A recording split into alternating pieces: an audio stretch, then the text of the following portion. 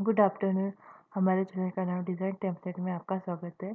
हमारा ये फंडामेंटल का सेकेंड लेक्चर है और इसमें हम सीपीयू के बारे में बताएंगे।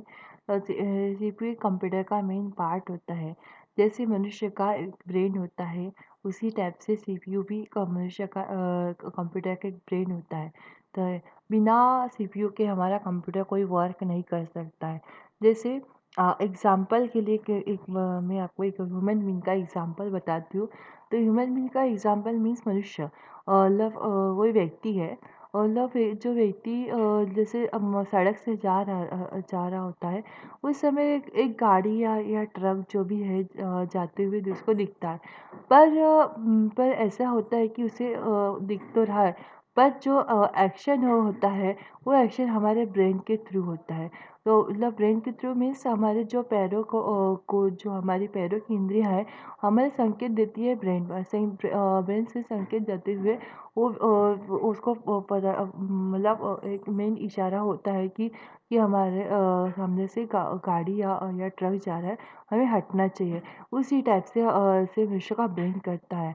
और उसी टाइप से हमारे कंप्यूटर का मेन सीपीयू है, वो एक के होता है, ब्रेन के जैसा होता है, वो भी काम करता है।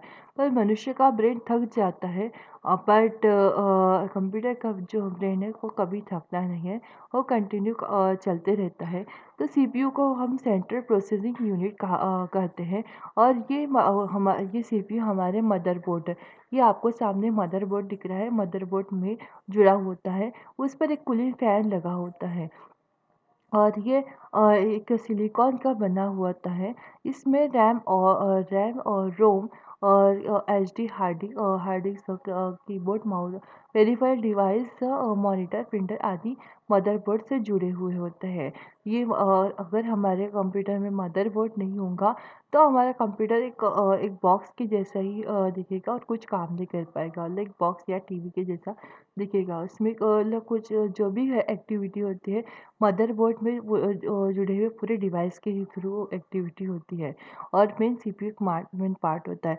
अगर आपके कंप्यूटर में डिस्प्ले आता है, तो रैम रैम स्लॉट के थ्रू रैम डिवाइस के थ्रू आपके के मॉनिटर पर डिस्प्ले आता है।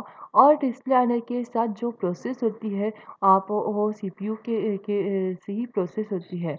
तो इस अगर आप जो भी कंप्यूटर लेते हैं, उस समय आपको आपको सबसे पहले पूछा जाता है कि कौन सी रैम और कौन सा सीपीयू लेना है, इस टाइप से। तो अगर आपके कंप्यूटर में सीपीयू है, तो ये हमारा मेन जो ये बॉक्स है, इसको सीपीयू कहा जाता है। और ये सीपीयू निकाल दिया जाए तो किस टाइप से दिखेगा, मैं आपको बताती हूँ यहाँ पे। एक मिनट। हमारे एक पिक्चर के थ्रू मैं आपको बता रही हूँ यहाँ पे। 1 मिनट।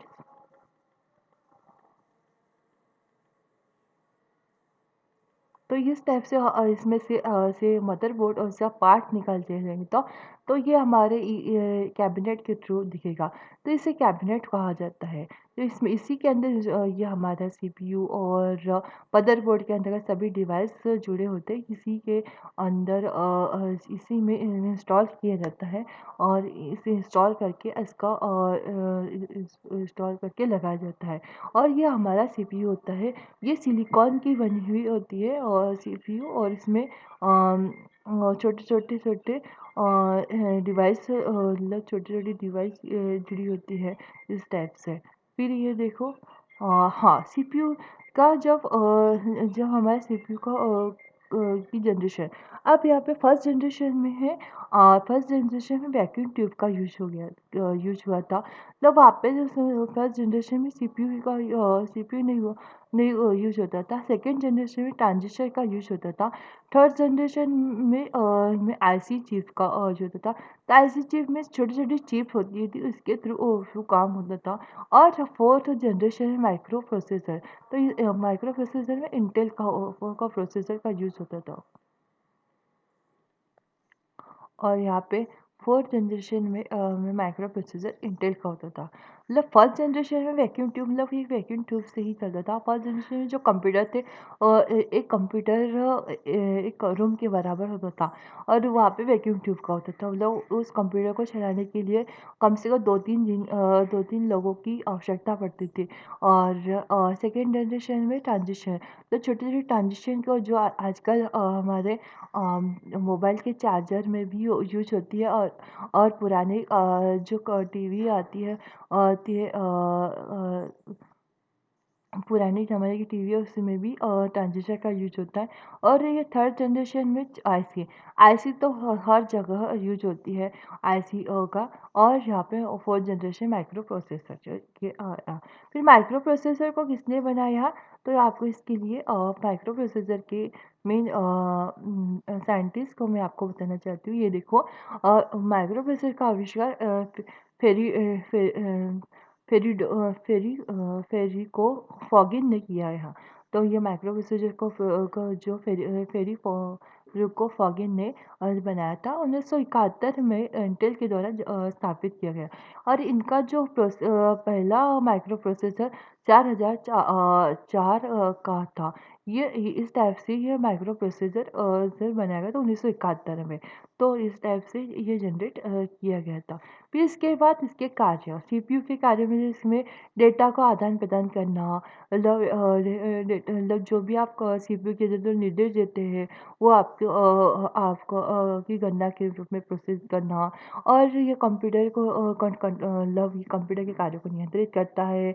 इसमें प्रोग्राम को एग्जीक्यूट करना और जैसे memory, input device, output device आदि को कंट्रोल करने का काम करता है। एग्जाम्पल के रूप में ये आपको बताती हूँ सीपीयू के जैसे के कार्य के लिए, जैसे आउटपुट इनपुट में जैसे में हमारा कीबोर्ड या माउस के कीबोर्ड के रूप में, जैसे आप कोई कीबोर्ड के रूप में टाइप कर रहे हो, टाइप करने के बाद ये इनपुट हो गया। और जो आपके मॉनिटर स्क्रीन पर शो होता है वो आउटपुट हो गया। तो इस टाइप से इस टाइप से इसका यूज होता है सीपीयू का। अब ये हमारे सीपीयू के कार्य हो चुके हैं। अब सीपीयू के मेन पार्ट देखते हैं। मेन सीपीयू को, हाँ, के भाग, मतलब मेन कितने भागों में बांटा गया है। तो सीपीयू को CU control unit, arithmetical, logical unit, memory में बांटा गया है। तो ये इस टाइप से सिर्फ कंट्रोल यूनिट में किसके का कैसे क्या होता है, मैं आपको इसके बारे में बताती हूँ। तो इसको कंट्रोल करने का मतलब ये सीपीयू हमारे यूनिट, ये सीपीयू का सबसे सीपीयू का सबसे इम्पोर्टेंट भाग होता है। ये हमारे सभी कार्यों को कंट्रोल करने के लिए यूज किया गया है। कीबोर्ड, माउस, मॉनिटर, स्कैन आदि के डिवाइस को कंट्रोल करने का काम करता है। ये हो गया सीयू। फिर सी एलयू का यूज होता है। ये अर्थमेटिकल लॉजिकल यूनिट के लिए इसका यूज होता है। इसमें जैसे अर्थमेटिकल ऑपरेटर, लॉजिकल ऑपरेटर मतलब आदि की गणनाओं के लिए यूज किया जाता है। फिर इसके बाद इसमें अर्थमेटिकल में प्लस माइनस और डिवीज़न आदि में इसके लिए यूज किया जाता है अर्थमेटिकल का। और फिर लॉजिकल में इसमें equal to, less than, greater than की तुलना करने के लिए, जैसे कोई आप जैसे कोई किसी संख्या की तुलना करना चाहते हो कि जैसे अ, 10 बड़ी है, 10 बड़ी है 5 से। इस टाइप की तुलना करने के लिए इसका यूज़ किया जाता है लॉजिकल ऑपरेटर का।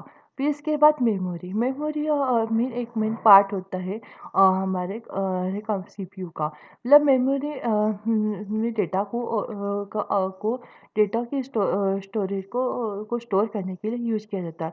और इंफॉर्मेशन को भेजने का काम भी मेमोरी के थ्रू किया जाता है।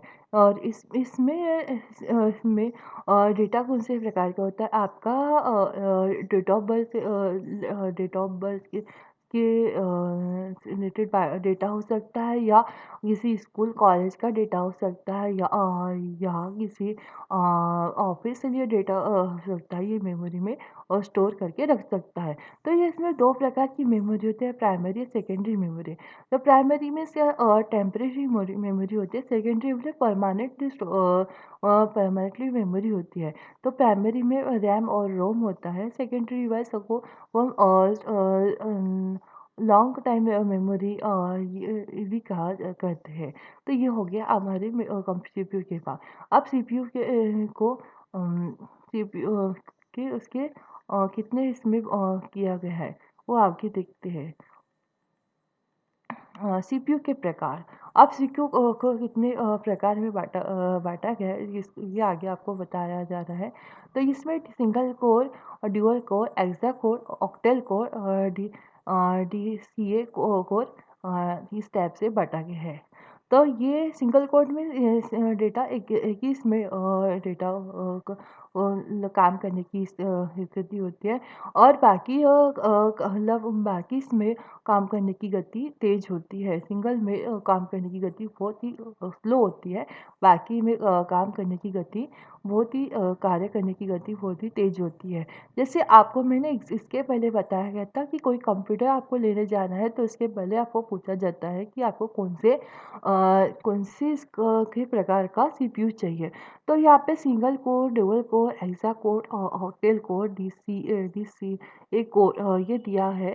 तो ये इसमें जैसे आपको जो भी कोर का आप सीपीयू लेते हो, उसकी स्पीड उतनी ही बढ़ जाती है। अगर सिंगल कोर का आप सीपीयू लेते हो, तो आपके कंप्यूटर की जो स्पीड है थोड़ी स्लो हो जाएगी। डुअल कोर का और हेक्सा कोर, ऑक्टल कोर का अगर आप सीपीयू लेते हो, तो आपके कंप्यूटर की वर्क करने की क्षमता बहुत अच्छी हो जाएगी और लॉन्ग टर्म तक अच्छा काम करेगा।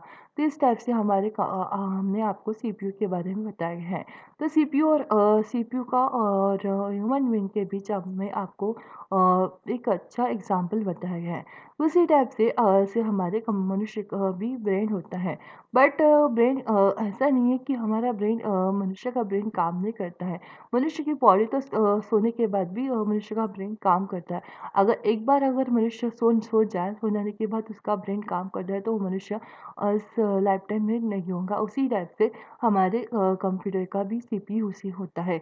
अगर एक बार सीपीयू में खराबी आ गई, तो आपके कंप्यूटर में भी खराबी आ सकती है। तो इसके लिए हमेशा कंटिन्यू आपके कंप्यूटर में को देखते रहना चाहिए, ताकि वो स्टोरेज ज़्यादा हो रहा है या कम हो रहा है, उसकी देख-रेख करते रहना चाहिए। तो इस प्रकार से हमें आपको सीपीयू के फंडामेंटल के बारे में बता दिया गया है। Thank you, bye.